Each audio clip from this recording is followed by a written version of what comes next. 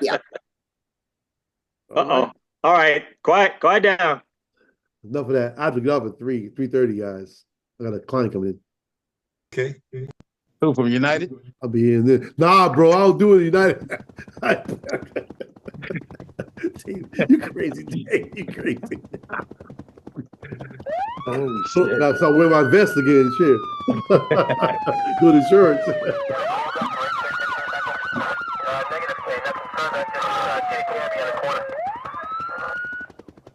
That's a direct order. Do it now. Good afternoon. Good afternoon. We are Roll Call Black, White, and Blue for Better Relations. Today is Thursday, December the 5th, 2024. I'm here with a few of my friends. D, Jerry, Mark, Cheech, Ty, Kyle, the Quiet Storm, Rich, um, Dave, Jamel, and Melba. AC is in and out, and yours truly will have to run out as well. Um, and I'll get to that in a second. Before we do that, and CJ is joining us now. So let us have a moment of silence for those who have transitioned and passed on.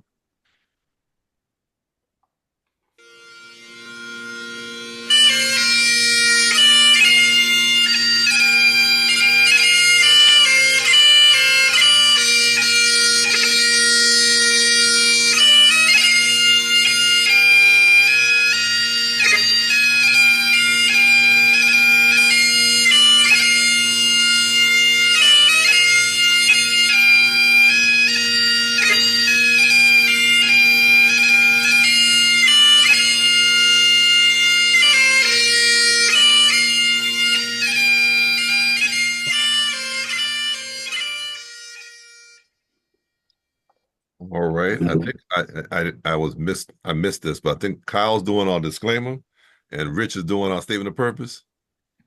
All right. Correct. Yes, good afternoon, everyone. Just a few things I want to let you know. And the first is that you're going to hear from our panelists. They're going to give you their comments, their opinions about whatever subject that we're talking about. And we want you to know that we don't intend for you to rely on anything that we say as legal advice. We are speaking from our work experience, our life experience, but we will come from all different jurisdictions, and we may comment on the law where we live, but it may not apply where you live. Law changes from state to state, county to county. So just be mindful of that. If you need legal advice, please get legal counsel in the jurisdiction where you are. Secondly, we commonly play some videos for our presentation, and sometimes they can be a little graphic in nature. So we'll give you a heads up that they're coming. We don't intend to shock anybody by the nature of the videos. We'll let you know it's coming and a little bit about it so that if you need to take precautions, you can do that for yourself. And then these videos come from social media platforms. We don't own them. We don't produce them. We lift them off of all the social media that's out there, and we share them with you, just like you might share them with your friends and family. So just note that we don't have any legal claim to these videos. And lastly, we don't censor each other. We allow ourselves to speak freely and from the heart. And you may hear some language that you're not accustomed to, but just know that we don't intend to offend you by the nature of our language. It's just that we have no censorship here in the manner in which we speak and the vocabulary that we use. And that's it from me. Okay. Welcome to Roll Call, Black, White, and Blue for Better Relations. We are a pro law enforcement group. We believe in equitable policing. We're against racism, and we believe Black Lives Matter. That's it. Thank you. All right. Thank you so much. Thank you so much. I'm gonna get us started by with some news. First of all, let me say we're praying for you, Cheech. We're praying for you, Dave. We're praying for JT and Orlando. Matter of fact, I need to reach out to him even now. AC and Jeanette. Ursula and Tyrone. Tyrone, we're praying for Ursula's aunt and the family. We're praying for the family continuously. CJ and Melba, we're praying for you. Melba was absent, I think, 2 weeks ago. I don't know. But Melba's been going through. But Melba, we're praying for you. As I read, Melba's aunt passed away. That's what it is, right? So we're making sure we're praying for you, Melba, on today. And then my family's been going through so much. First we had the passing of my son on October 15th. And then on yesterday, my stepbrother, Denard Drayton, he passed away yesterday. Oh man. On Monday, my wife's uncle, he passed away. So we've been hit, and we still trust God. So I just wanted to bring that out. Keep us in your prayers. I have something to do today, and that's why I'm being in and out today, but I have something to do today, and we have a panel that's going to be able to run this thing without even thinking about it. And so that's why I'm very confident every person on here, any one of these persons could actually lead the show. But today I think we're going to leave it to D. Schoon, since he's been prepared and ready to go. He's going to lead the show for us today. And who knows, next week we may have CJ lead the show. You don't want no church service. Hey, listen. Why not? Yeah, we do. Yes, we do, Donald. Well, Ty, I love church. I'm with you. But I want church to be over here, and I want roll call to be over here. And that's why I try not to flood you guys with what I personally believe. I try, I do that at different times, but this time I try to let y'all have your fun, do what y'all gonna do, But I appreciate that, CJ, because I'm with you 100%. Amen. But all right, so listen, D's got a lineup for us. I'm gonna be in and out. Because I'm gonna have to get on the road a second as well, but I'm gonna be in and out. So I'm gonna let D take it from here. I think I did everything I was supposed to do, right, D? Yes, sir. Yes, sir. All right, okay. Okay. I'll be in and out. All right. Welcome everybody. Good to see everybody coming out, as usual. We got a few videos today. First video is going to take us to New York City. You'd have to be in some kind of hole not to hear what's going on. We had a CEO shot right in Midtown. He was here from, I believe, Minnesota, if I'm not mistaken. He was here attending a U.S. healthcare event, and he ended up losing his life. Let's take a look at the video and talk about it. Well, now to the apparent murder of United. Men shot Thompson from behind as he came out of a Manhattan hotel this morning. The incident captured on surveillance video. Eyewitness News reporter Carlos Guanda joining us now with the latest developments. Well, police say this was definitely a targeted shooting, and they now believe the motive could be a grudge against the insurance company. Now, this all occurred in busy Midtown Manhattan on 6th Avenue. This video is disturbing. In the surveillance video, the victim walks by when the suspect comes from behind, points the gun, and shoots. The victim, Brian Thompson, was shot in his leg and his back. Police are reviewing these images as they search for the suspect. It appears the suspect was lying in wait for several minutes. And as the victim was walking to the conference hotel, the suspect approached from behind and fired several rounds. Officials say at one point the gun appeared to jam. When he cleared the jam, he resumed shooting. The suspect then ran into an alley, grabbed a bike, and was seen pedaling into Central Park. The NYPD is now releasing other surveillance images showing the suspect waiting in the area for the victim. The shooter appears to be a light-skinned male. He's wearing a light brown or cream-colored jacket, a black face mask, black and white sneakers, and a very distinctive gray backpack. Thompson was the CEO of United Healthcare, the largest health insurer in the world, and about to attend the company's annual investor conference. He was walking toward the New York Hilton Hotel and was alone, without protection. The victim's wife, Paulette Thompson, said he had been receiving threats, but didn't comment about that in a statement to ABC News. She said in part, "We are shattered to hear about the senseless killing of our beloved Brian. Brian was an incredibly loving, generous, talented man who truly lived life to the fullest and touched so many lives. Most importantly, Brian was an incredibly loving father to our two sons and will be greatly missed." And police found 3 shell casings on the street along with 3 live rounds from a 9mm. They also found a cell phone, and now they're trying to retrieve any data. I'm Carlos Granda, ABC 7 Eyewitness News. Okay. We got some hands up. Ty? Hey, good afternoon, everybody, and out there in Facebook Live land, and of course, some of my great friends on this family on this Zoom.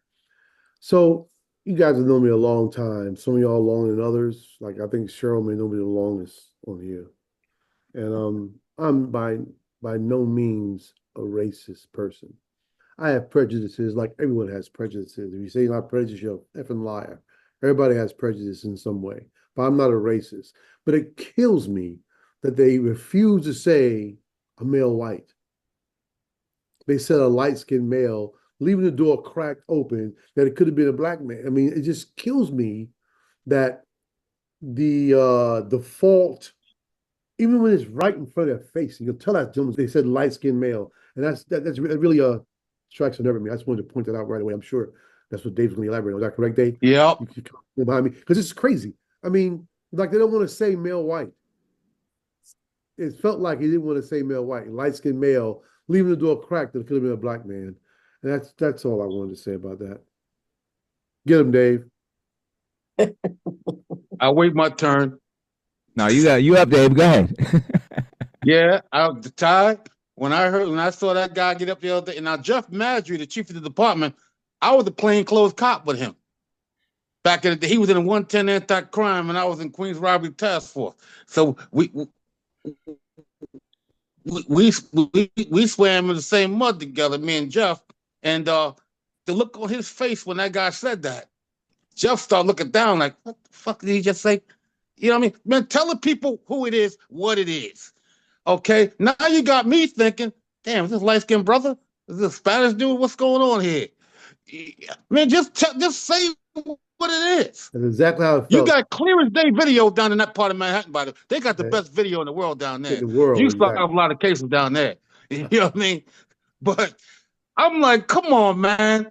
You know, I had a piece of chicken in my damn hand and I dropped it on the floor. I mean, come on. I mean, and I come hate on. nitpicking. I hate David. I hate nitpicking. Me too. But you know, it is what it is. But you know, when you know, as a homicide detective, we need to know what it is. We're gonna tell people what happened, what it is. Okay? I'm not gonna have somebody going out here getting their ass flipped over upside down because they light-skinned. Exactly, Dave. Exactly. You know what I mean? You know what I mean? That shit used to happen back in the day up in Harlem. They used to toss the shit out of people. What about the lady who killed the kids down in the Carolinas that year? Yeah. And she said it was a black guy that did it. And she did it. And they flipped every black guy in the damn state. You light-skinned guys better stay out of New York City, Mike. I'm telling you, man. Mark and Jamel, y'all better stay out of NYC, baby. You know what I mean? I was like, wait a minute, wait, what did he just say? Yeah. I'm like, come on, man. People need to hear facts right now. If you don't have all the basic, a lot of the main facts, just tell them right now. Right. And you got video already. This fucking guy in Starbucks. Because that's the first thing you make me do. Dave, you in charge, go get in the video. I'll get that shit right away. Bing, bing, bing, and put it out there while we're still on the scene. Come on, man. Come on. That guy's white or white. If he ain't white, then goddamn it, I'm shit. Ain't nobody white if he ain't white. My ass is a Martian. I'm sorry. But you know what? It was a one hell of a hit, though. And that was, I'm telling you right now, somebody, I don't know if somebody died or he got denied shit or, you know, somebody, I don't know. But man, he was out there in that cold, and it was cold that morning. Well planned, man. Committed. He's committed. Yeah, it was cold that morning, and he had his plan all set out. Knew what alley to go to get to his bike, drop his little boost phone, whatever that was. And you know, I mean, come on, man. So that's all I'm saying. But Ty, I agree with you, man. I agree with you. I'm tired of this nitpicking bullshit. So say what it is.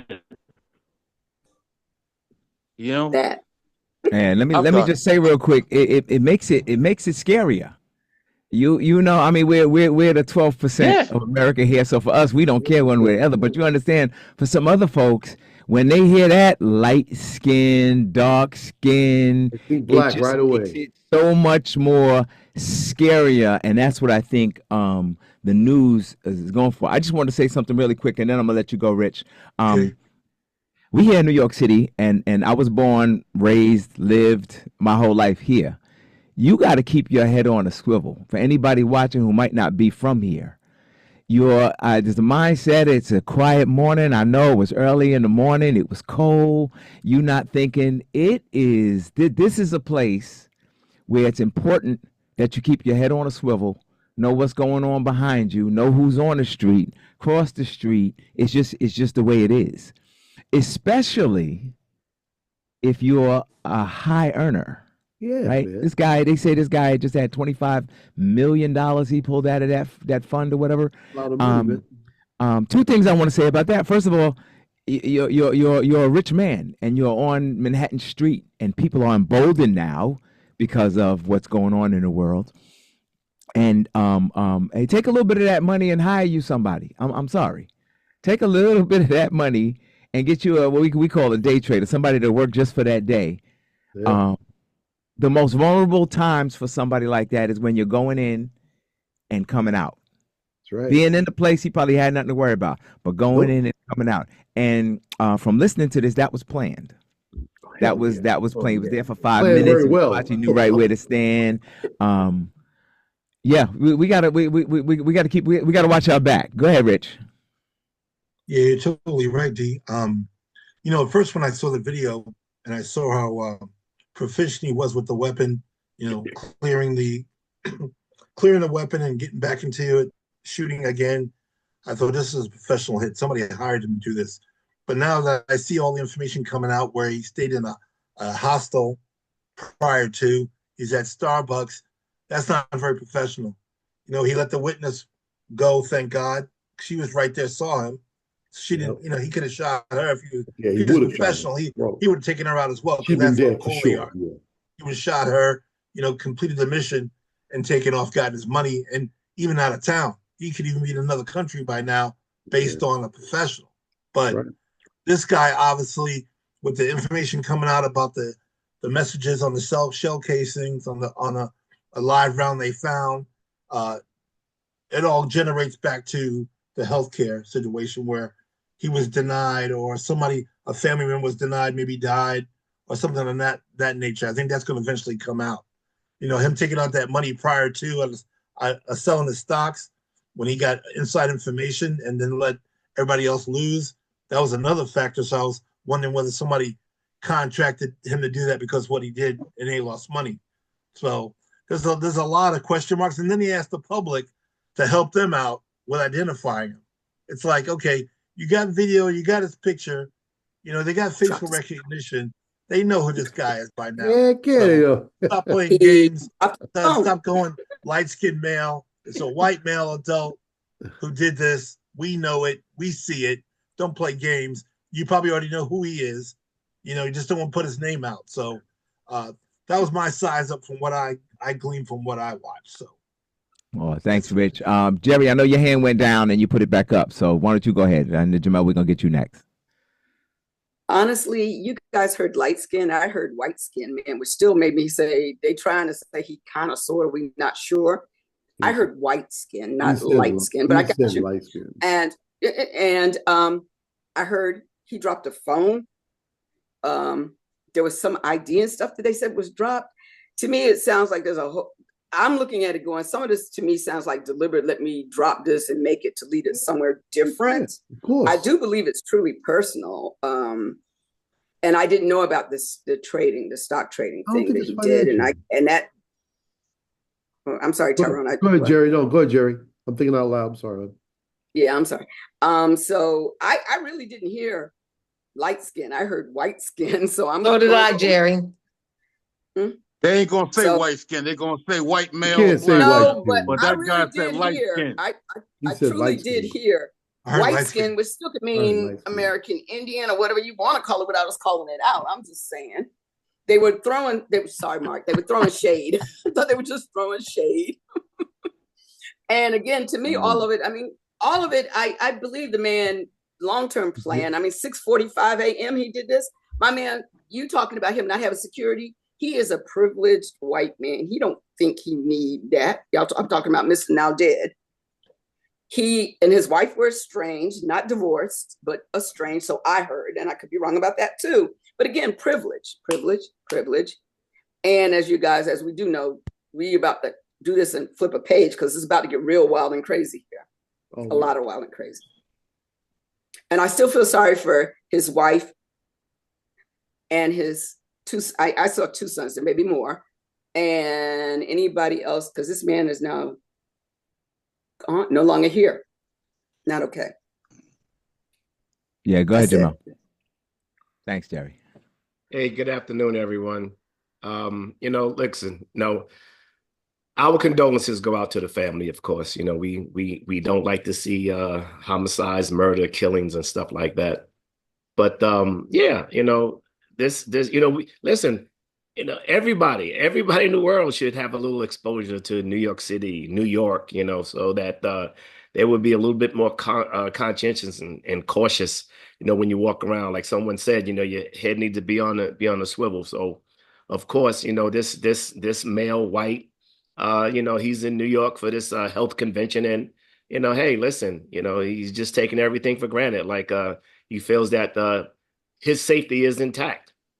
But unbeknownst to him, you had some assassin or some killer that was on his tail. But again, this comes back to common sense, gun control that we need in this country to get these illegal firearms from off the street. Listen, that could have been listen, to us in New York, that was just another killing, because unfortunately we hear about these things in the blighted neighborhoods of New York City, as well as the big bright lights in Manhattan. So unfortunate, but yeah, like someone said, listen, be conscientious of your surroundings and always observe as much as you can, and just be cognizant, wherever you are. Thanks a lot, guys. Go ahead, Ty. Just a little follow up what I was saying before. The $25 million is a lot of money to pull out of the market, and a lot of money to pull out of a company that's going to affect the solvency of that company and affect the way the market moves.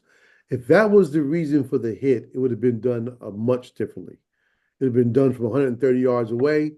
You would never have any video of the guy who did it, because that kind of money, that means someone would have lost a lot of money, and they need to kill him to get away with it, not kill him to get a video of him and a face was shot him in Starbucks. So I think it's more personal as opposed to monetary, which is personal also. I wouldn't rule out the money factor, but it feels really like someone feels like they lost their health care or something like that, and somebody passed away, and they're blaming the CEO for doing it. And they may be blaming him because he pulled the money out, but I don't think it's because they lost $25,000 in their 401k. Then they're mad about that. You know what I mean? I think if it was money driven, it seems to me it would be a different type of professional hit. I would think, but I wouldn't rule the money thing out. But according to what they say on the bullets, you know what I mean? A professional killer would never put anything on a bullet. That's my 2 cents. I mean, I could be wrong, probably am. CJ. Hi, D. Sounds like a John Q. Citizen hit to me. I don't know if you guys remember that movie Denzel Washington played exactly. That's what I'm thinking, Cheryl. I'm thinking that John Q. Citizen. Exactly. But here's my point is, and I had no knowledge of the money that the man did have, take out, remove, whatever. But I'm trying to figure out, now that I've heard some of the news clip, why wasn't this brother staying in a hosting hotel? The hotel that was hosting the event. You're right. I mean, if you got that kind of money, I mean, y'all know when we go away, we all stay in the same hotel. Ain't nobody in the Motel 6 down the street. We all hanging in the same hosting hotel. There's a reason why. I was just curious as to why this brother who got money, or supposedly had money, wasn't staying in the hosting hotel. What hotel was it? He's supposed to be going to a Hilton. Yeah, he was going to the Hilton, but he stayed somewhere else. Yeah, he was going to the Hilton and stayed someplace else. Because he didn't want you to know who he was staying with. That's why. Right. Exactly. But he was already separated. I mean, come on. Yeah. You guys do what you want to do when y'all walk away. Cost him his life. Yeah, but CJ, he wanted to protect his love interest. We protected it, all right. We're trying to find out who that was. Yeah, he left my ass in the hotel. Say, entitled and stupid. That's all it is. Entitled and arrogantly stupid. Said that Wealthy right. and stupid. Man, let's have security. Yeah, just to clear something up. Who talked about a hostel? I heard that earlier. That was Rich. Yeah. Yeah. Just got people watching that don't understand what that is. There are some. I'm intimately familiar with this. There are some residences that you might have that might share bathrooms, kitchens, and it just really rooms. I mean, it's a nice, wonderful, important way of saying it now. But when I was growing up, that's just a room where you could rent. It's very cheap. That's where I guess the shooter may have stayed someplace. You don't really have to sign up or sign in. You just give your money. You sleep there at night. So because I heard hostile and people didn't triggered in me. So, yeah, that was a little crazy. We ready to move on? I want to say welcome to Jim. You can't handle the truth. Kiernan. He's joining us now. I'm sure he'll get on board. Jim, you have anything to say about that? We were talking about the CEO of United Healthcare shooting in Manhattan. I don't know whether you wanted to add something before we moved on. I mean, I heard just a little bit about what you guys were saying. Very interesting stuff. I mean, my first initial thing is, and it looked like a professional hit originally to me. I don't know, as things come on, maybe I changed my opinion as I'm listening to some of the stuff you guys are talking about. But it's from the original clip that I saw, the guy was so methodical of, getting a jam out of his gun, never lost his composure, didn't run away, just had his escape. It all sounded very professional. Looked very professional. Pseudo professional, yeah, I agree. And the agree. marking on the bullet casings, leaving them there on purpose is not a professional thing unless you want them to find them with those things on there. So there was a lot of stuff there that's going to make for great TV. Yeah, awesome. Before we go on, we got some people watching. Donald Coleman, Ruth Caffey, Tracy Phillips, Eric Jones, Marcus Diggs, Ava, Matthew Threadgill. AC is watching with us. He may be in and out with us, and Renee Henderson. Thank you all for watching. We're going to move on to Memphis, Tennessee. We always have these conversations where just because you're a boss, everybody's got a boss. And we've discussed different things happening in Memphis with the police department. And this is the way the Department of Justice is going to handle that. So let's. Today, we are not concluding that these allegations, searches and stops and racial disparities are sufficient to show a legal violation without further analysis, but they do. The investigation we announced today will focus on three main issues. First, whether the Memphis Police Department engages in stops, searches, and arrests. Second, whether the Memphis Police Department engages in a pattern or practice of using excessive force. And third, whether the Memphis Police Department engages in racially discriminatory policing practices with respect to Black residents of this city.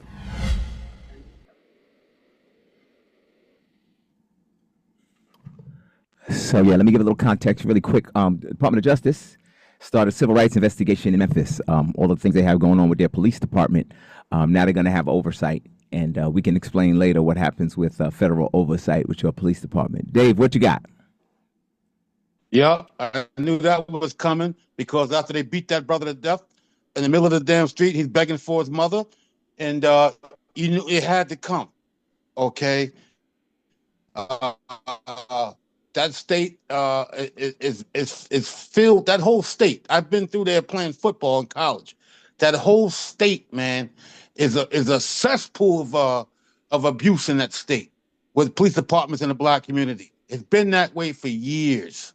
For years, even going back to when Dr. King was killed down there, okay? And when that young man lost his life, the way he lost his life, and then they sat there as he was dying, okay, high-fiving and celebrating, okay? This had to come, okay? Many of us on here, we have family members who are not police officers or detectives. Can you imagine if that happens to one of our family members and we get wind of this, knowing that what we did for a living? And so it had to come. I'm surprised it didn't come a little sooner because it's almost the end of the year and Trump is going to take Oh,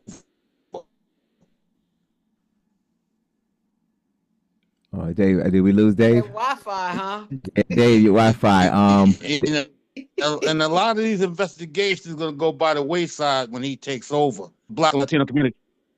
Huh? Yes, sir. Can you hear me now? Yeah, your Wi-Fi is going in My and out. Wi-Fi. Can you hear me now? Oh, we got you now. Can you hear me? Yeah, we got you. Can you hear me now? All right, yeah. All right, Jim, why don't you go ahead and we'll get Dave in a minute. We'll get Dave. We'll get back to Dave in a minute. I'm sure this is what Dave was going to say. Shut up, Cheryl. I can tell you. This is what I was going to say. Just what he. Yeah. I know he was headed down this alley, and that's that. With this new administration come on January 20th, there will be no more of what you just saw. There'll be no more federal investigation as to whether the Memphis Police Department engages in any kind of racist. Not going to happen anymore. Everything will remain local. How do I know? Trump said that. He said it. He's not like I'm guessing. He said it. Everything will be handled at the state level. As I've said, in New York with A.G. James, we're kind of lucky. I mean, she will put a full investigation on things like that. But Tennessee, I kind of doubt it. Yeah, crazy. Dave, did you have something else, man? Your Wi-Fi went out a little bit, bro. Can you hear me now? Yeah, we got you now. Want to give you a chance to finish up. Yeah, I was saying that, Jim. Thank you, Jim. I was saying that. I'm surprised it didn't happen a little sooner because of the Trump administration coming in. Okay, this is going to affect a lot of Black and Latino communities. Okay, and naturally, only some of us are paying attention. And it's going to come. I'm telling you right now, it's going to come like a damn tsunami. Okay, when Trump takes over, you're going to be seeing young people, old people taking an ass whipping, and it's going to go ignored in these southern red states. I'm telling you, and it's going to happen up here too. It's coming. So I told my sons, I said, live to tell a story. That's it. Yeah, and I just to button that up, elections have consequences. Yeah, and we got to realize that. Everybody. I call it the long game and the short game. The majority of us play the short game, right? So if Jim is president, and I get $1,000 in my pocket, he's a great president. Or if he don't give me $1,000, he's a piece of garbage. But if he's working on health care and it keeps me alive for the next 20 years, I'm not even thinking about that. And most people that are thinking about this election, I'm thinking, and so you can disagree with me what you want, are thinking the short game. They're thinking he's somehow going to wave a wand and everything that they don't like is going to go away, and it's going to be things that he likes. And I don't think that's what's going to happen. And this is one of the things. Imagine these police departments, and there's a lot of them. I know we speak on here about policing, both good and bad, but there's a lot of police agencies in especially in the South that don't have any oversight. That's the kicker. You got to have oversight. You can't just answer to your first line, second line chief or whatever you have. You have to know that if this thing gets too bad, the feds are going to come in and take you over. And if you don't have that, what's going to stop you from acting up, from doing things, from covering things up? We haven't heard that word in a minute. So let's stay tuned. Elections have consequences. Speaking of elections, we're going to move on to our, okay. Oh, I'm sorry. That was a quick hand up, Mark. Go ahead. Yeah, I'm just curious. I don't know if Kyle knows or not.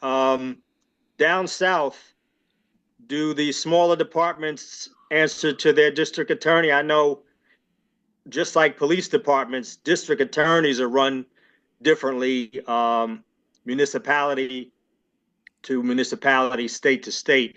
I'm just curious if you know. If you don't know, it's totally understandable. I don't know. Okay. You're right that it does change from place to place. Yeah. And there may be some, like we have state oversight in New York. There may be states that do have similar laws on the books in terms of taking a look at something local that happens, a police-involved shooting or some other thing that the feds no longer will be dealing with. It might don't rule out that the state may have something there, whether they act on it, whether they conduct a thorough investigation or it's lip service. I mean, we don't know, but we don't really, our oversight, it starts at the state level. Thank you, Storm. Right. Thanks. Okay, awesome. Just a couple of comments from the chat. Marcus Dick said they think he'll keep the power structure intact. They know who he is and what they voted for. They're talking about our new next president. Anybody else with? Go ahead. Somebody go ahead. Go ahead, Dave. Is that you? No. No. Oh, talking to your neighbors. All right, let's move on. Let's go to DC. Police head. They say he became a double agent for the Proud Boys. Let's take a look.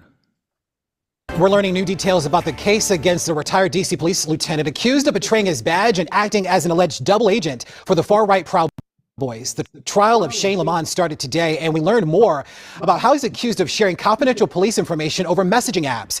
His defense argues it was all part of the job. Here's Simone D'Alba.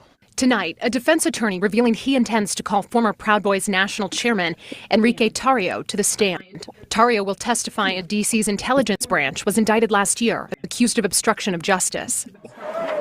It all centers around the investigation into the Proud Boys' involvement in the burning of a Black Lives Matter banner at Asbury United Methodist Church in 2020. Prosecutors argue Lieutenant Lamont was passing along confidential police information about the investigation to Enrique Tarrio. And he's accused of both lying to the FBI and failing to inform the FBI about conversations with Tarrio. Tarrio served 5 months in jail for the banner burning, and tonight he's behind bars, currently serving 22 years in prison for his seditious conspiracy conviction for plotting the Capitol riot, the longest sentence ever handed down for January 6th. That was Simone D'Alba reporting with that story. Today, an FBI expert testified that Lamont and Tarrio used messages with a self-destruct timer on the Telegram app, that is. Prosecutors expect to present their case within 3 days. The trial could hinge on whether the judge views Lamont's actions as a breach of trust or simply just part of the job.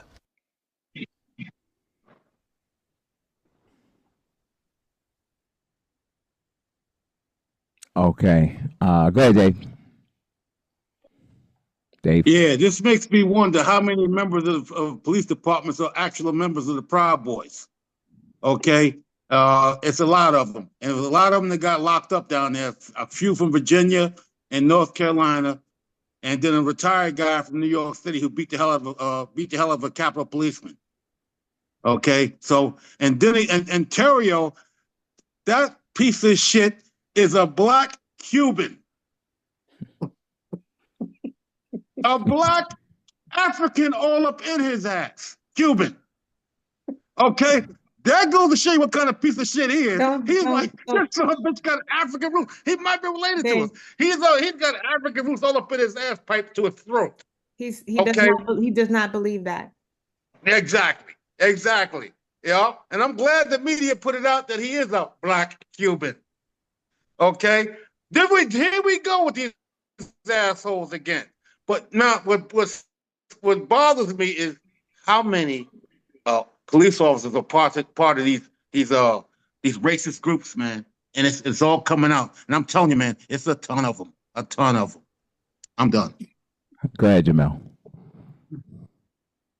Yeah, I just want to piggyback on what Dave is saying. Listen, why today should we think that the behavior of the Ku Klux Klan has changed?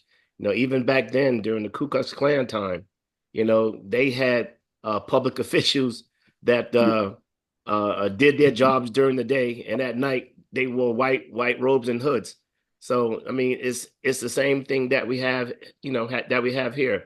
We have these hate groups, these white supremacist groups, whereas they're holding down official jobs, either in city service, state service, or federal service, and yet and still, they have their racist behavior that they have.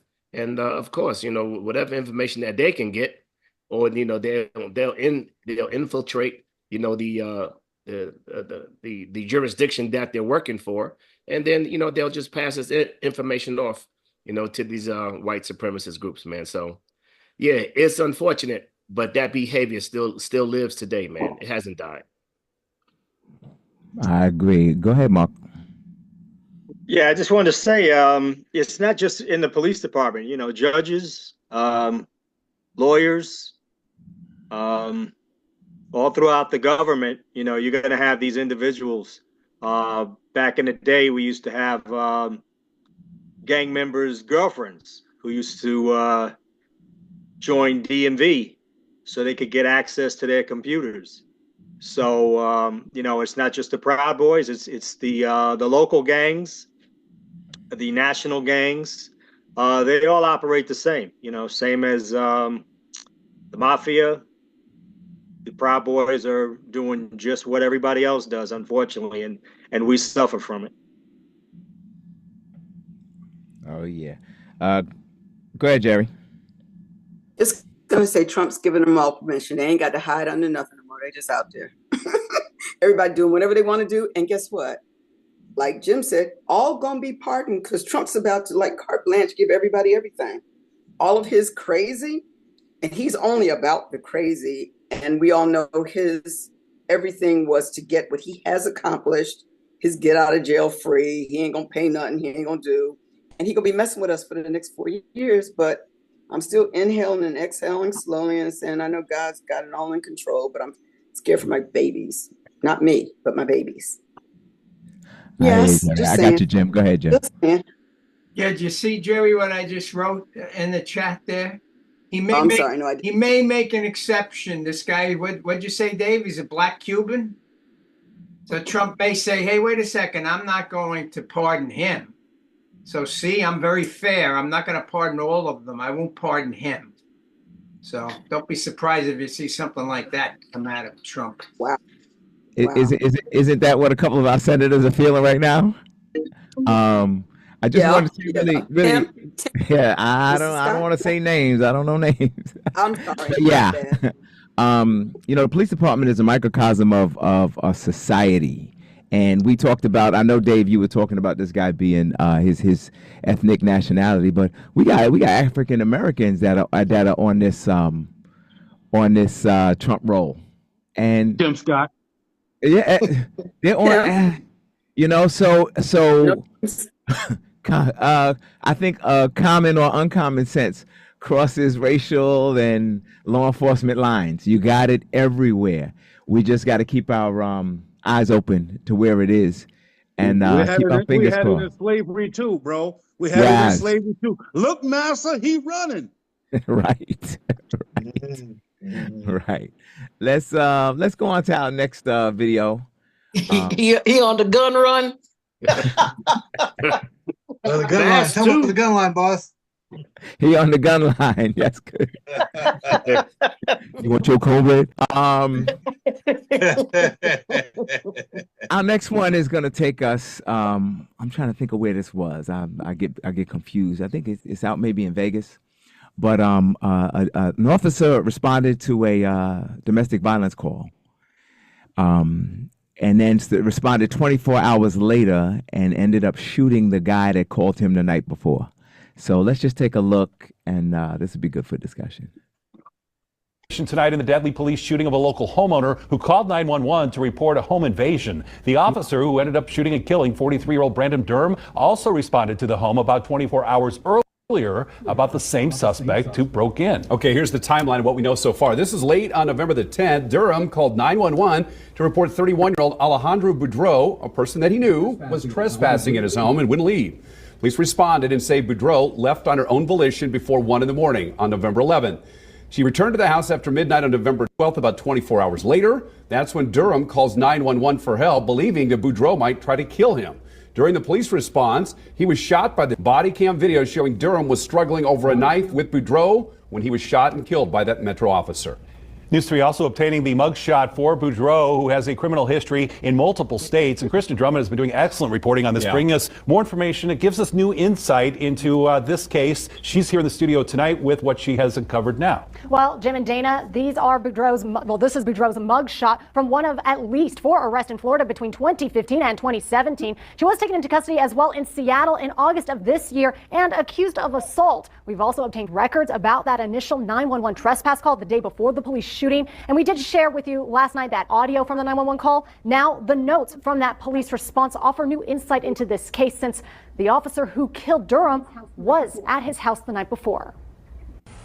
News 3 obtaining records from Metro Police at Durham's home about 24 hours before the deadly police shooting, arriving to address a person not leaving his house. The document lists the officers. That includes 26-year-old Alexander Bookman, the same person who shot and killed Durham the following night inside the house, as seen on body, died after struggling over a knife with an intruder identified as 31-year-old Alejandra Boudreaux. And I think that the community at large should really be concerned. Attorney Cannon Lambert, he represents the Durham family and questions, did Bookman interact with Durham the night before? That remains unclear from the document. The only significance that goes to the question of whether or not that call was made 24 hours as to who actually lived at the residence. Are you going to be waiting inside the home for us?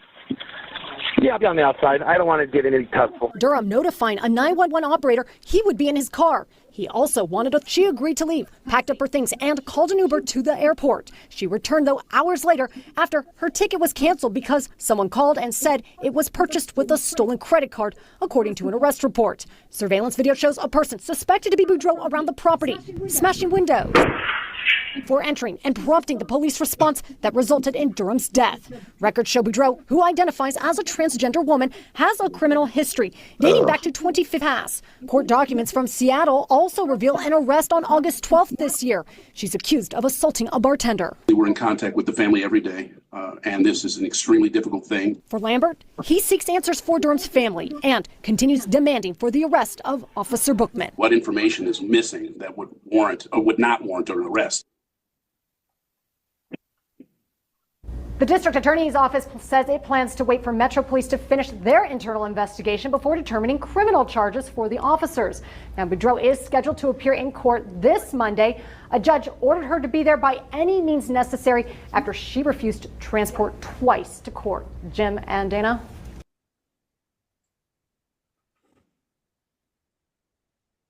Okay, Rich, what do you got?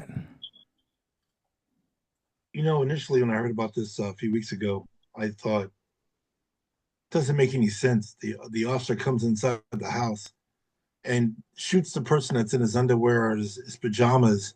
You know, after he called the police and said there's an intruder, and my daughter and I are going to go hide in the back bedroom and wait for the police to arrive. When the police arrive, they see the two struggling with a knife, and they shoot. They don't shoot the person in the hoodie. They shoot the person in his underwear, his pajamas. I mean, you call the police for help, and then they shoot you instead of the intruder. I mean, there's more to the story about this relationship and the whole yuck factor with this. You know, what's going on with that? But you know, the day before, the police arrive. The same cop shows up, who's got more information. He's got more information than anybody. That's the guy. He's already dealt with the case. So I don't know. Charges should be brought, I think. I mean, it's gross negligence at this point if you're going to shoot the homeowner, the person who called for police, because of the intruder came back. I don't know. Yeah, go ahead, Dave. Yeah. No, I'm not going to charge him nothing yet. Okay? Because that was this guy didn't break in that damn house. He kept letting her back in that house. Okay? And he knew that was a volatile relationship that he was in. Okay? And he just kept letting them back in the damn house. He didn't kick the door in, or she didn't kick the door in. He let them in. And then the cop comes there again. Now you got a knife, two people fighting over a damn knife. I don't know. Rich, I feel you though. I hear you and I respect you. I respect you, man, and I know what you're saying. But man, nah. Because now watch the defense turn around and use the girlfriend or boyfriend as a witness against the cop. I'm telling you right now, man, this shit is, you can't make this up. You can't make it up, man. He was in a volatile relationship with a transgender female. Okay? And he's going back and forth. It was volatile and hostile in that house. Oh my gosh. Always. Always. Okay?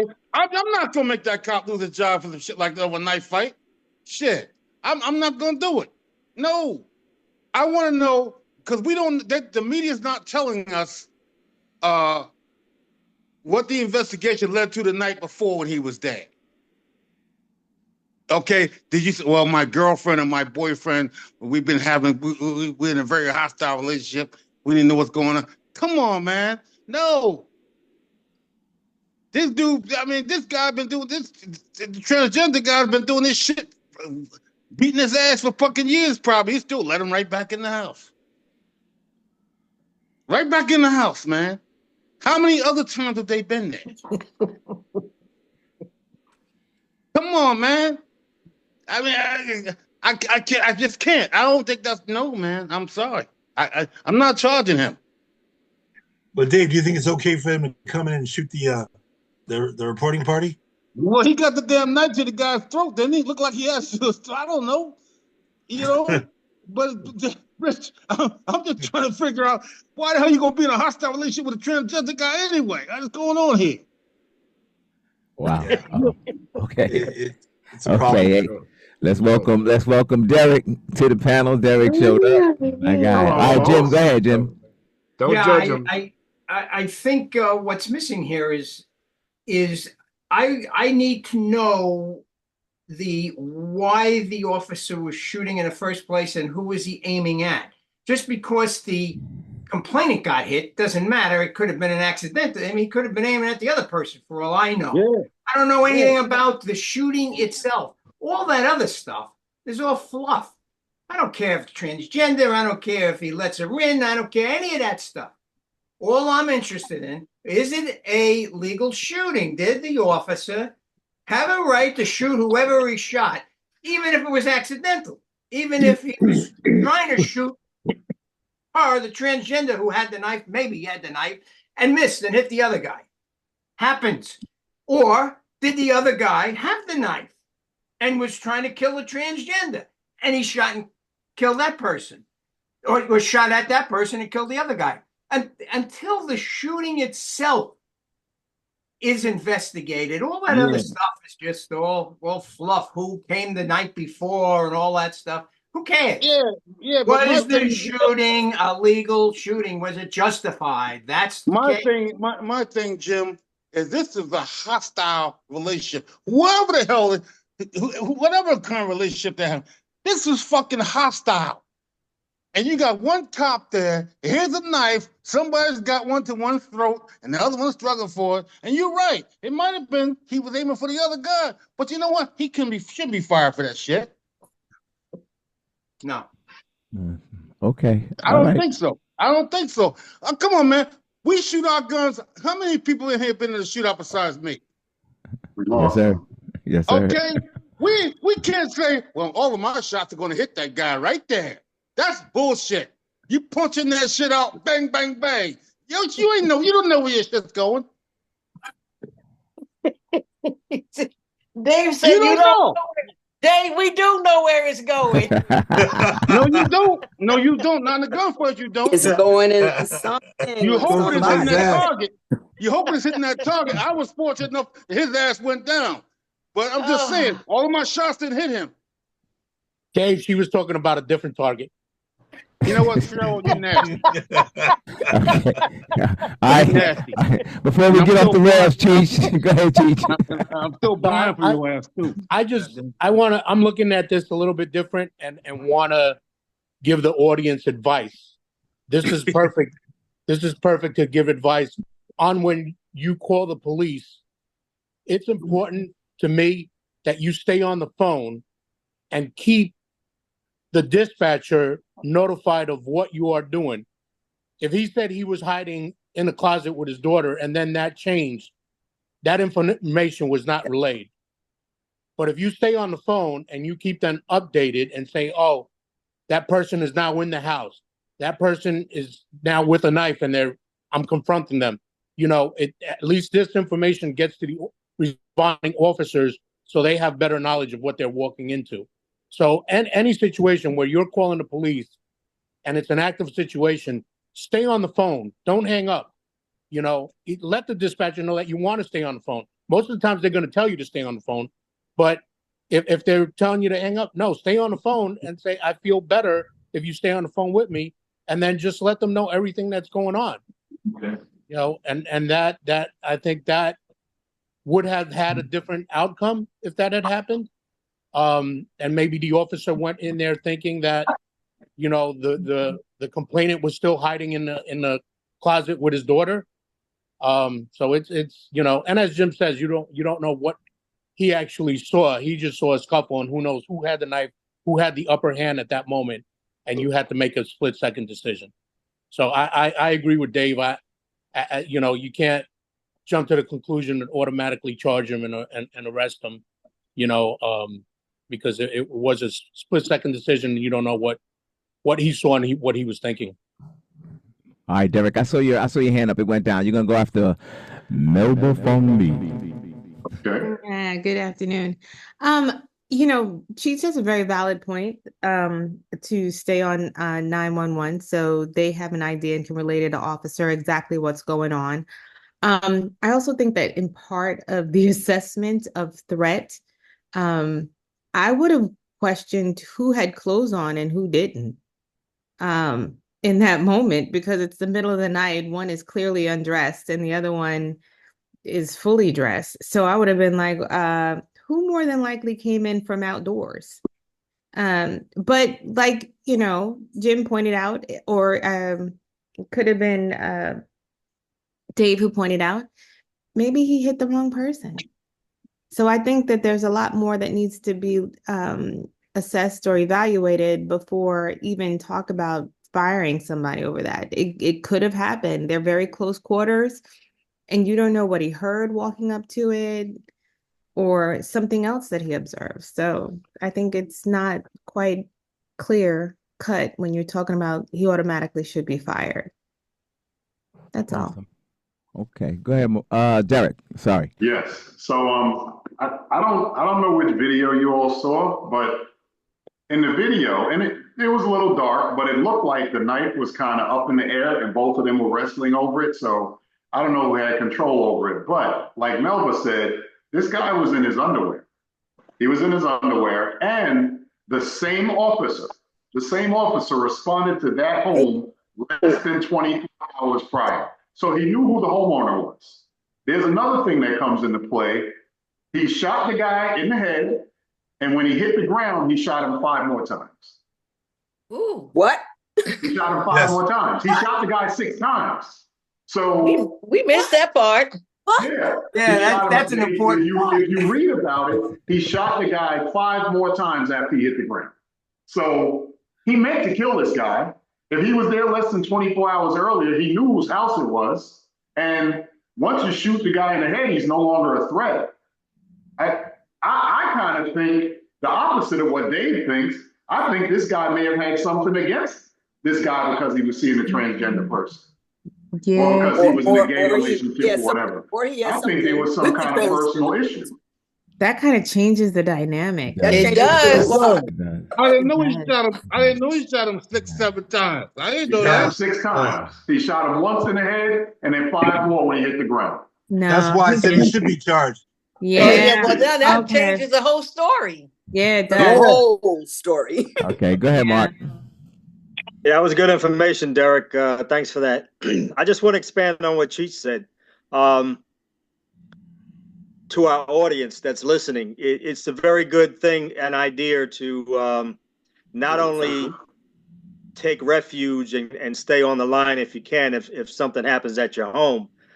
But I responded to my house one time when it was burglarized, and I had the forethought of, you know what, let me give my description to the police so they don't show up and end up targeting me. So that's just something that if you're not capable of staying on the phone, or whether you are or you're not, give a description of yourself to the police. Hopefully, that will help. It's not guaranteed as we see nowadays, but hopefully that will help.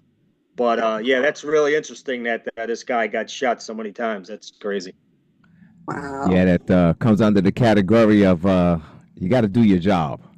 And I don't know what was going on with this officer there the night before. You got much more information that I know I've ever had going to a DV. If I was there the night before, I'm good to go because I know the players, which is the big conversation. To shoot the homeowner, and they were in close proximity. I don't know whether you guys ever did the shoot, don't shoot drill when we were working. You can't shoot someone that close to someone else. That's not the way. That's not the way rounds work. they don't work like that. I mean, we've seen a couple where the officer was able to shoot someone in the head at that range, but that's not really the way. That's not the way we're taught and trained. A lot should have happened before the shots. Is what I was saying, and that's under the guise of you got to do your job. I know we say, and some people, I know Jim's got his hand up. I'm gonna get you, Jim, but some people say, my job is a simple whatever. We're seeing, even this guy, the CEO, you got to do your job. You got to do your due diligence for everything and every part of your job if you want to be effective, because the loss of life is upon us. Go ahead, Jim, and I got a question for you from somebody in the chat when you get done. Yeah, I'm. Derek just threw something into the mix that's to me totally different than we were discussing before. Because I don't change my position that the shooting itself is what has to be investigated. Was it a justified shooting? And now the one bullet to the head with a knife wielding person, to me, I would start saying, yeah, it sounds like maybe justified. But now 5 more shots into the guy after he hits the ground, that throws an entire different thing on the investigation itself into a justified shooting. And I stick with that. It's that's the area that has to be focused on. And I think those 5 additional shots has a lot to say about that investigation. Yeah. Real before you go, Cheech. Yeah, go ahead, Cheech, real quick, and then I got a question for you, Jim. Just breaking news. Rich, everything okay over in Cali? They just said on the news that a tsunami. California's under tsunami warning after it was a major canceled. earthquake. Yeah, they initially put that out from an earthquake at 7.0. Well, why is it showing on TV that all the cars fleeing the damn state? They just canceled tsunami warning. Yeah, They didn't hear yet, Dave. Okay.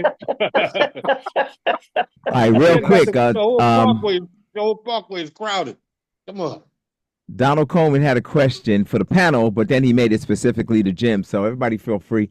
He said his question to the panel is, do some of y'all think that some of the Republicans will make it a little harder on Trump this time to bring in or do some of the things that he talks about and wants to institute? He made it to the panel, and then he wanted to hear Jim's take on it. So yeah, my answer is going to be simple. No, that every Republican, every Democrat too. So I'm not going to mix that up. They realize now that their jobs, the Republicans' jobs, depend on being nice to Donald Trump. They know it. If they're going to, create a scene like they caused, they did something with Gates to get Donald Trump to pull Gates off the nomination for Attorney General. That's a backroom deal that they made. I'll do this, but I'll let you put the other nut in. If you take that nut away, I'll let you put another nut in. It's all. The answer is no. Nobody is going to stand up to this guy. He has proved that if you mess with him, you're out of work, you're out of a job. And he's proven. Yeah. Anybody else? Jim, let me say this, Jim. Go ahead, Rich. Real quick. I like the fact that Trump being stupid helps both sides of the coin, because he's removing more House members, which now it's like a 1-seat majority. So that helps us in finally getting some kind of control with the House. They just can't willy-nilly shoot stuff through with just one seat. And if he pulls a couple of more, then he's stupid enough to pull 2 more from the Republican Party. And then now the Democrats have the majority in the House. So I'm looking for him to be as stupid as he always is. And sometimes it's going to benefit us. Yeah, go ahead, Mark. Yeah, I agree with what Jim said. Democrats and Republicans got to be shaking in their boots. It's like, this guy came back from the dead. It's like fighting a zombie now. And this guy feels empowered. He feels emboldened. And now everybody's scrambling for job security. And let's face it, we all want to think that these people in government are fighting for us, but it's their job and feeding their family that they're actually more concerned with. And at the end of the day, they're shaking in their boots. They can't believe, a lot of them, I'm sure, can't believe. I can't believe this dude's back. And now he's going to be worse. And, he feels totally empowered that, I could do no wrong. I told you guys that I could kill somebody on Fifth Avenue and get away with it. And now it's manifesting itself to reality. And everybody's got to be scared to death. So, I agree with Jim. The answer is no. Wow. And he has the Supreme Court behind him. Yep. I mean, he's surrounding himself with yes men and women. It's going to be really interesting this time. And he won the popular vote. So he thinks America is behind him. Right. I'll give him credit. That one slogan that he had, "God save me so I can do this," was really great. Yeah. And I still wonder, guys, for real. I'm just going to be this one. The Republican on y'all. I'm going to just be this one. Did he really win the popular vote, or did he work since the last time and his folks work in the machine and make it so the numbers turned out that he won? I'm just saying, I just don't. I told you guys, I was, but not surprised when this all turned out the way it did. But did he really win the popular vote? Come on. Just saying, sorry. Well, you know Jim, what? I see hand. Go ahead, Jim. You know what, Jerry? It doesn't matter.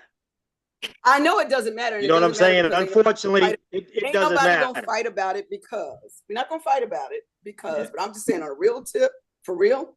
But we're not gonna fight about it because that's what, quote unquote, they, and I happen to be a part of the they, what they do and don't do that. Let's welcome back our fearless leader. We see you there, Don. Go ahead, Jim. I know you want to say something, Jim. The bottom line is, I just the other night I went to a political roundtable, and the numbers are in. The numbers are in, and I don't have them in front of me. But the Democrats didn't show up again. There you go. Simple as that. And that's right here too. Even my local areas here. The numbers are incredibly different between 2020 and 2024. Democrats didn't show up. Of the suspect with public or Johnson. Crazy. All right. And the bottom line is he's our president, y'all. He's about to be. So I'm about to just exhale and blow and eat chips and watch. And I'm going to Barbados. What? She's going to Barbados. Oh, I'll do that too. But I'm not moving nowhere.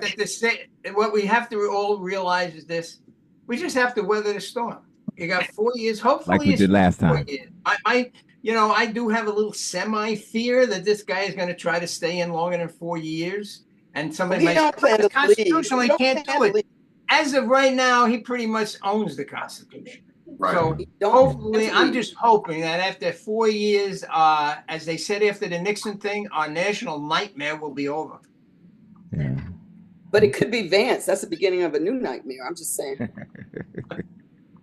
All right, let's move on to our next video. We got a police lieutenant, and I want to say it's Memphis, so it'll be clear during the video. She's suing the city for something that her department did to her. Let's take a look. Now at 11, a CBS News Miami exclusive, a police lieutenant suing the city.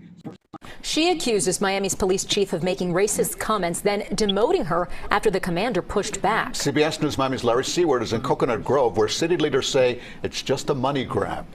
Lawyers here for the city of Miami say they look forward to challenging that lawsuit in court and deny all of the allegations in it. The lieutenant who sued used to be commander of this very district for the Miami Police Department until Chief Manny Morales demoted her, a move that she and her lawyer say is rooted in racism. I'm just fighting to protect the rights of equality. Reading a letter with her lawyer beside her, 18-year Miami police veteran Wesley Lewis Francois defended herself and the lawsuit, seeking $1 million because of claims against her boss, Chief Manny Morales, his alleged comments about her hair, and the demotion that followed. I believe that no person should ever tolerate being disrespected or discriminated against based on who they are, what they look like, what they represent, or the color of their skin. 4 years ago, Lewis Francois was commander for Miami PD's Coconut Grove district. While Lewis Francois felt love in that community, this lawsuit claims Morales criticized her hair and told her to tone down her look as it would not be accepted by the Coconut Grove community. He's referring to the fact that she is a black Haitian Bahamian female.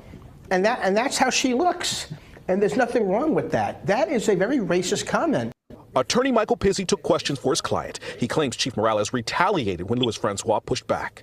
After she objects to the racist comments, they put her under the supervision of a major who was accused by the civilian investigative panel of using the N-word.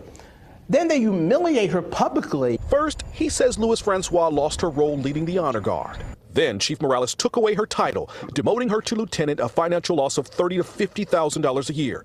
This lawsuit claims Morales led an effort to rack up reprimands against Lewis Francois, ordering her to take on jobs while she was on approved leave. The lawsuit claims it's discrimination and retaliation. In a statement, a City of Miami spokesperson responded, Ms. Lewis's complaint is merely an attempt to obtain payment from the city for a position she no longer holds. The city looks forward to challenging her false allegations in court. Their response, that we don't want to hear it, it's all about money, that really speaks loudly as to why that department needs serious change at the top. We reached out to Miami Police for comment from Chief Morales, but did not hear back. Meanwhile, the city does have a grievance policy in place for all of its employees, but Lewis Francois' lawyer believes a federal lawsuit is more likely to bring change. In Coconut Grove, Larry Seward, CBS News, Miami. Well. No comments? Nobody's got anything to say? Yes. Who's that? Oh, there you go. Say again? Yeah, I don't think she's suing for enough. She has 18 years on. I don't know what kind of retirement plan they have, but it means that she still has to be on a department, which means unless he gets fired, she's still going to get harassed. And even if he's gone, she still may get harassed. She should sue for enough that she doesn't have to go back. That's right, Derek. Right. Right now, if her lawyer gets a third, she's looking at 666 or 67,000. That's nothing. It's nothing. That's not enough. No. But it also conflicts with the city's argument that it's a money grab. Obviously, if it's a lot more, it gives more weight to that argument, that the city's argument that she's just after money. By limiting it to $1 million, she can argue, I don't know whether it's worth it or not, but argue that it's not about the money, that it is about this discrimination and humiliation that she suffered. So maybe a principled reason for just limiting it to $1 million, but I agree with you. It's in this type of lawsuit, it's really not a lot of money, because we know that, even if they settle or it goes through the court system, it's $1 million is not really $1 million for her, and it's end up a lot less. So, yeah. Yeah, go ahead, Rich. $1 million based on her time and experience, her time and commitment to helping and doing her job. That's still not enough. Even if she got a full $1 million and the expenses were covered another way. This is crazy. Sorry. Yeah, I agree with Derek. I think she should have asked for more money. Hearing more about what took place here, I mean, she got knocked down from commander to lieutenant, and what was the reason why? Was it her hair? I mean, what did she do wrong? I didn't hear that part of it. Did anybody get the reason why she was demoted from commander down to lieutenant? Working while black. Working while black. Sorry. I mean, somebody Wanting the hair tied up in knots. No, it seemed like he just didn't like her. That's what it for some reason it was the guy that had Didn't the like her? problem with the N-word. It's So truly personal. he just didn't Truly like her. personal. So And instead of calling her the N-word, he said the people of the community aren't going to accept you. Yeah, but I mean, but you have, in order to knock somebody down, to take away money, their position, there should be a reason that's put out for that, that downgrade. Now, if the downgrade's only because of her hair, then that's a bigger lawsuit. You have to accept how people are. I mean, all these cops now wear beards, but I remember when I had to get my beard, it was a problem. They wanted to medically retire me over a beard. That's how ridiculous these agencies are. So, they accepted her as she was, and now she's knocked down from commander. I want to know why she was knocked down from commander, and she should be asking for more money, like you said, Derek. That's all I got. yeah, go ahead, Dave. Unmute yourself, partner. Yeah, you see, you gotta unmute you. Yeah, if anybody's money grabbing, it's a damn city. And another thing is that boss who demoted her, is he Cuban? It seemed like it. He knew Spanish. Is he like Y'all laughing if you want to. Light skin Cuban, listen to you. There's a department problem down there with Haitian cops and Cubans. I'm saying, you know what I mean?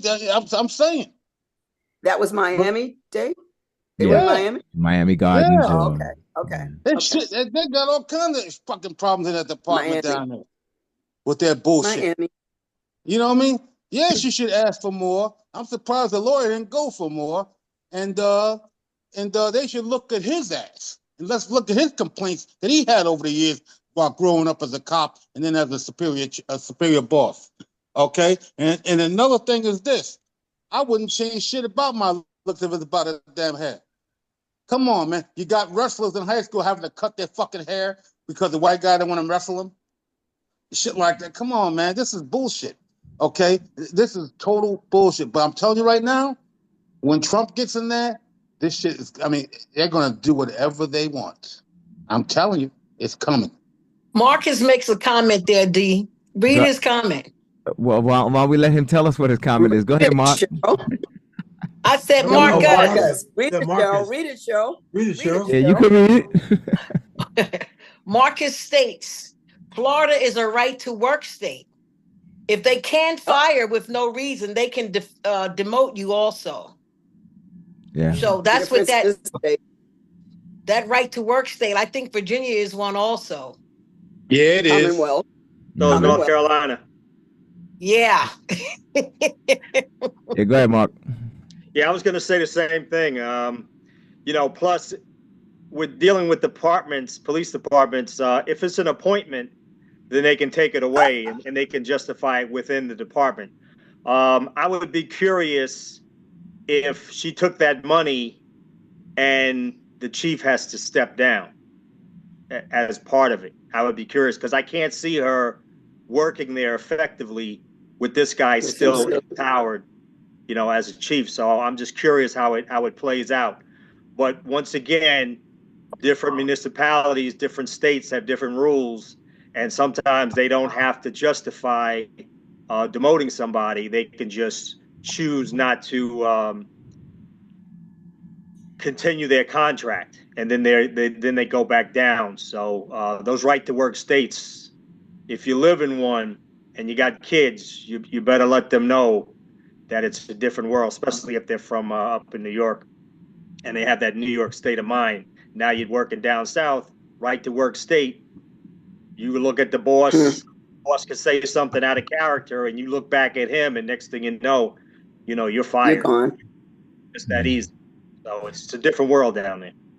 Yeah, I got two quick comments, and then Melba, we're gonna let you button this up, all right? Karen Caffey says Cubans identify as white and a lot as Republicans. And then AC said, if you don't like the way she looks as a commander, how do you like the way she looks as a lieutenant? Kind of didn't make sense. Go ahead, Melba. Yeah, I back that up. Cubans do not like other Latinos. Cubans think they're better than us. Exactly. Well, They don't like They black do. either. That's a fact. Thanks, Melba. Come on, Melba. Yeah, yeah. Are you Cuban, Melba? I Yes, am she is. not, but I've Oh, had She is today. experience. I do have some family members, and I do have experience with the Cuban phenomenon of not believing that they're black, no matter what complexion they may or may not be. But what I was going to add is that, just further hit home with the loss of DEI initiatives that are going to be wiped from the scene are it leaves a vulnerability in particular for Black women. Can you imagine that, I mean, Jim, have you ever experienced discrimination just for the way that your hair grows out of your head? Nope. Or that, even when I was going through the police academy, a protective style while you're running every day and sweating and, trying to maintain your hair, braids were not allowed. Wow. No, but that's why I cut all of mine off. Cheryl cut those off. And so your only alternative, remember. right? And you guys saw is to cut it off in order for it to be maintained in any type of way. Now, if I have small braids in and it's the same length as a Caucasian person's hair, and I'm able to tie it up in a bun and still keep it neat, what is the difference between my hair being braided or locked and someone who has a different texture of hair? You're black. In the same style. You're black. That's why. You're black. Right? You blick. It's black. It's built in racism. It's built in misogynoir because it's misogyny against Black women in particular. So this is going to be an interesting new administration coming in because that's nice. You even said so nicely. even protections for the way our hair naturally runs out of our head. And mind you, for us to chemically alter our hair has been linked to cancers. Cancer.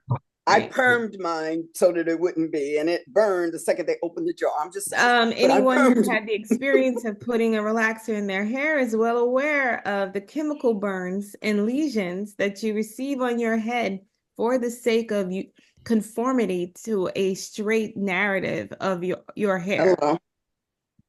So we are burdened with health risk along with discrimination for the way our hair comes out of our head. And they don't care. My point. They don't care. Exactly, Ty. I'm just saying. Well, you're right. No, but they do young Black male athletes that way too. Yeah. It ain't just women. They made that wrestler cut his damn hair on the mat. So that's right. Let's hey Mark, you want to speak to relax hair? I too had to pin up my hair when I was working because my hair was long. You're laughing. You had that little bit of tail. I'm laughing. You're laughing, but I swear it's the truth. I'm laughing. And I got confronted by it, and I said, if you allow women to pull up theirs, I can't pull up mine. My collar, you can't say anything. And they left me alone. But that and me fighting for minorities getting equal overtime, I got blackballed left and right. Yeah, it sucked, man. But discrimination is alive and well. They told walking out to our face that we were going to get the overtime. We were senior. Derek, did they make you pull your hair up too? I didn't. Well, it's funny because at one point I had dreadlocks, but I was in plain clothes for most of the time I had them. But I actually experienced discrimination because when I was working in the cadet corps, I was a sergeant, and we had police cadets that were college students. They would come to the academy once a month for training, and we had 300, 400, 500 of them there at a time, and a couple of them came and got me one day because one of our guys was getting chewed out by a sergeant that worked somewhere else in the building. Now, the building is 8 stories tall, And, you know, you have a few sergeants running around, and this guy was screaming at one of my cadets because he had dreadlocks and his hair was twisted up in a ball so that the ball was just below his cap in the back. And this sergeant was yelling at him, and I went and I interrupted him. I had to stop it. And I said to him, I said, leave him alone. You have nothing to do with him in the first place. But secondly, his hair is just like most of the women in this building. So if all these white women can walk around with their hair in a bun in the back, as long as it's not touching the collar, so can he. And he had to walk away. I'll get knocked out. Not even a neat bun. We're not even talking about a neat bun most of the time. Right. It's sliding out. It's all over the place. So we're not yeah. even talking about like a high and tight bun. That's a mess. But you would deny me, right? Yep. The access to a style where I could put my hair in the same style that is whether it's the words are spoken out loud or not, it's racially motivated. Definitely. Because you deem my hair unprofessional. Right. They want you to cut it. They want you to cut it. The way it grows out of my head. That's what this sergeant was alluding to. He shouldn't have it. And I shut it down. He had to walk away. Yeah, go ahead, Mark. Real quick, we got a minute left, guys. We were given the option that if we didn't like it, we could find another job. That was from our inspector. Find another job. Wow. That's the key, Mark. That's the key. It isn't about I want to cut your hair because I don't like your hair. It's that I want to give you that option. Go away, please. Get out of here. That's the reality of it. It isn't about the hair. If it wasn't for the fact that it was Jim's best friend, I would have really caused some issues. Yeah, go ahead, Rich. We got less than a minute. Go ahead, Rich. Yeah, just real quick, because off the subject of the hair, there was a shooting in Northern California at a school, and apparently a guy showed up there, talked to the officials, and then he came out of the meeting and he shot two boys, 5 and 6. So they're in critical condition. The gunman shot himself at that point, a self-inflicted gunshot wound. He's dead, but they're calling it a hate crime. There'll be further information coming out on this, but this was breaking news earlier. Awesome. Were the kids black? They were at a Seventh-day Adventist school, right? Correct. That's where the hate crime comes in. They're saying the shooting was religious based. Derek, last ups. Go ahead, Derek. He used the ruse of setting up a meeting with the principal to get in the school. Right. Go ahead, Derek. Yeah, and I just wanted to add this, and I don't know if you all saw this. Donald put up a caption that Denard passed away yesterday. Denard is Donald's stepbrother. Yeah, we talked about it. Yeah. I know a lot of us here probably don't know him. I happen to know him, and I just want to extend condolences to Donald and his family on losing his brother. Yeah, man. Yes. All right, real quick, I want to thank everybody for a great conversation another week. In our fearless leaders in and out absence, but he's here. He's going to close us out. Go ahead, Don. Okay, let me just say this. I didn't say at the beginning. I meant to say it. I hope you had a wonderful, wonderful Thanksgiving holiday. And thank you, Derek, for that. And Dee, thank you for leading us. You know, Dee he always steps up in there. Not like I said before. I want some of your other ones to volunteer also. No, Jeri, Kyle, Jeri I came in the last 10 minutes. Jeri volunteered the whole 10 minutes, so you can't get Jeri. Yeah, shut up. I can't. I know. No filter. Listen. Thank you guys for participating and being involved. That's the most important part. We've been digging and poking at Jeri for a long time to say something, and she don't say nothing. And I come in today, she had the whole show. I was like, go ahead, Jeri. and they're gonna see you over there cracking up. I'm sitting over here watching the whole thing, CJ. But listen, thank you guys for joining us, and those on Facebook Live, thank you for joining us as well. We should be here next week. If one can't make it, someone else can make it, but we should be here. There's enough of us to keep this thing going. So we appreciate each and every one of you. Anyone else have anything else to say? Yeah, when you gonna let me preach, man? I told you that. You preached today. I missed it. Did I miss it, Rich? I missed them? You did. You missed it. Oh, okay. All right. Reverend Boots. All right. Listen, let us pray. God our Father, we thank you for your goodness, your kindness, your mercy, and your grace. We thank you for each and every person in the sound of my voice, each and every home that's represented. We pray now that God, you continue to watch over us and keep us from all hurt, harm, and danger. We're praying to God for families that are grieved, families that are going through sickness and illness, families going through financial problems, families that's going through marital problems, families that's just going through. Praying to God that you will go through with us, and that you will lead us and guide us to the all truth.